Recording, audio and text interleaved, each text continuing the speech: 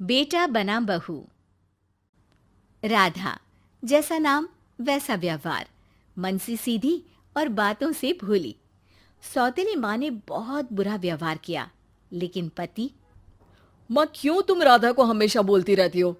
मैं साफ साफ कह देता हूँ, अगर इस घर में किसी ने राधा को कुछ भी कहा तो मैं घर छोड़ दूंगा। अरे वाह बेटा वाह, यही दिन दिखाने के लिए तुझे इतना बड़ा किया।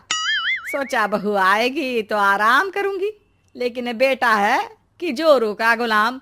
अब क्या कहें। माँ, जो सोचना है सोचो, मुझे फर्क नहीं पड़ता। मैंने कोई लव मैरिज नहीं की है।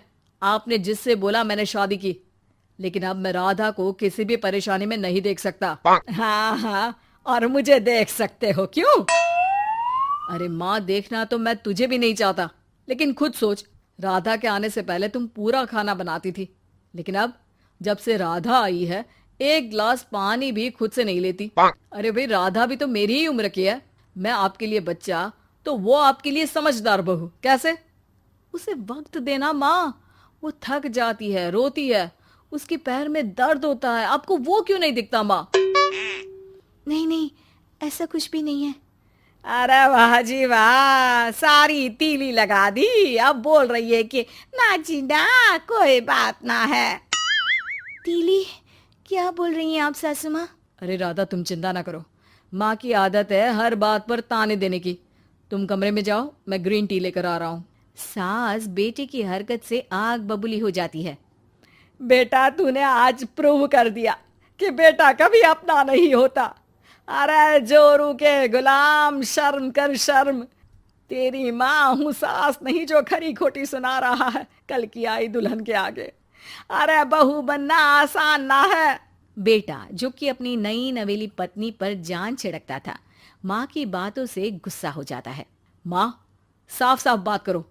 तुम राधा को कभी कुछ नहीं कहोगी, इसके लिए मैं क्या कर सकता हूँ?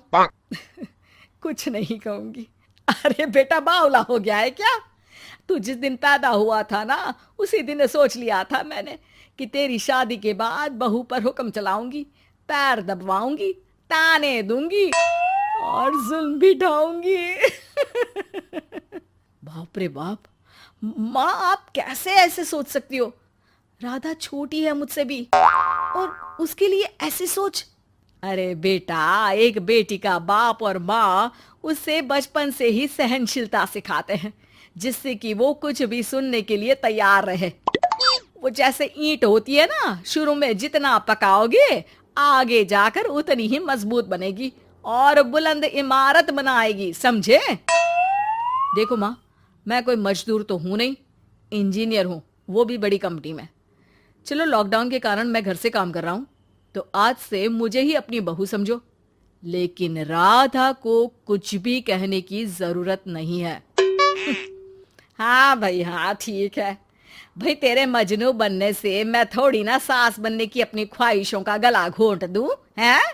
मुझे कोई ना कोई तो चाहिए ना हुक्म चलाने के लिए। अब तुम दोनों मिलकर डिसाइड कर लो बस। फिर क्या था, राधा का पति बन जाता है घर की सुबह सुबह। अरे कहाँ मर गया? अरे ना ना, मेरा बेटा, क्यों मैं सुबह सुबह ऐसे शब्द निकाल रही हूँ, गुनाह हो जाएगा। अरे कहाँ रह गया ससुर का नाती? जरा चाय तो पिला। ये भी कोई बात होती है? सूरज सर चढ़ गया लेकिन महाराज जी सो रहे हैं। बेटा पलंग से उठता है। मैं जल्दी से जाकर चाय दे आती हूँ माँ जी को। अरे नहीं नहीं, तुम जाओगी तो 4 बात और सुनाएंगी। मैं जा रहा हूँ। बेटा माँ को चाय लाकर देता है कि माँ। अरे देख तो तेरा चेहरा, ना मुंह धोया ना हाथ। जा जाकर हुलिया ठीक कर ले और उस करमजली को बोल कि नाश्ता बनाए। करमजली? अरे माँ, कुछ तो शर्म कर। देता हूं ना मैं तुझे नाश्ता, लेकिन तू राधा के लिए ऐसे गंदे शब्दों का इस्तेमाल नहीं करेगी। बहू की तारीफ बेटी के मुंह से सुनकर सास फिर गुस्सा हो जाती है। अरे जा जा जाकर नाश्ता लेकर आ। और हाँ, 15 मिनट में मैं नहा कर निकल रही हूँ। नाश्ता ना आया तो खाल उधेड़ दूंगी। फिर मन ही मन सोचती है, नहीं नहीं, ये तो मेरा ही बेटा है। खाल उखड़े उसके दुश्मन की। अब मतलब तेरी राधा की खाल, समझा ना? अरे यार, ये सब क्या है? नेचर की कॉल भी आ रही है और 15 मिनट में नाश्ता। भगवान, कैसी मुश्किल जिंदगी बनाई है आपने औरतों की। बेचारी कैसे जिएंगी। बेचारा बेटा किचन में जाता है जहाँ राधा आलू पूठी बनाकर उसका इंतजार कर रही होती है। आप मेरे लिए इतना कर रहे हैं तो क्या मैं आपके लिए इतना भी नहीं कर सकती? ये लीजिए, नाश्ता बना दिया है, दे आइए माँ जी को। अरे थैंक्स राधा, माँ नहाने गई है, मैं बस अभी आया। ये नाश्ता यहीं रख दो, मैं आकर दे दूंगा माँ को। थोड़ी देर में माँ की आवाज आती है। अरे कहाँ रह गए? 15 मिनट हो गई, नाश्ता कहाँ है? बेटा हाथ में वही आलू पूठी वाली थाली लेकर खड़ा हो जाता है माँ के सामने। ये रहा नाश्ता, लो खाओ। माँ थोड़ा सा खाना खाती है और फिर छी छी, ठंडा खाना, यही सिखाया है तेरी माँ ने? फिर थोड़ा सोचकर रुक जाती है।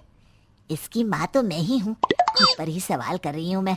अन्ना जी ना, अरे बेटा, नाश्ता गर्मा गर्म अच्छा लगता है, खास करके पूड़ियाँ। पूड़ी तो छन से छने और टन से प्लेट में आ जाए। देखा माँ, जो बातें आप राधा को सुनाती हो वो अपने बेटे को सुनाने में कितना दुख होता है। तो जैसे आप मुझे सोचती हो वैसा ही राधा को भी समझा करो ना। अरे जितने लाड प्यार से आपने मुझे बड़ा किया, क्या उसकी माँ ने नहीं किया? हाँ हाँ पता है, उपदेश मत दे। लड़की का काम ही क्या होता है? खाना बनाना। और खाना बनाने में कौन सा बड़ा काम है? फिर सारा दिन घर में पलंग ही तो तोड़ना है। अब तू बता, तू अपने से तुलना कैसे कर सकता है उसकी? कर सकता हूँ माँ। मैं अगर बहू की बेटे से तुलना करने में आ गया ना, तो तुझे समझ में आएगा कि बहू की जिम्मेदारी भी कम नहीं होती। मेरा दोस्त है ना राम, जानती हो ना? हाँ हाँ, क्यों नहीं जानूंगी। उसकी बीवी और माँ में नहीं बनती। बीवी ये मोटे मोटे ताने सास को देती है और सास उसे। हाँ हाँ तो फिर क्या, घर ठीक से चल नहीं पा रहा था।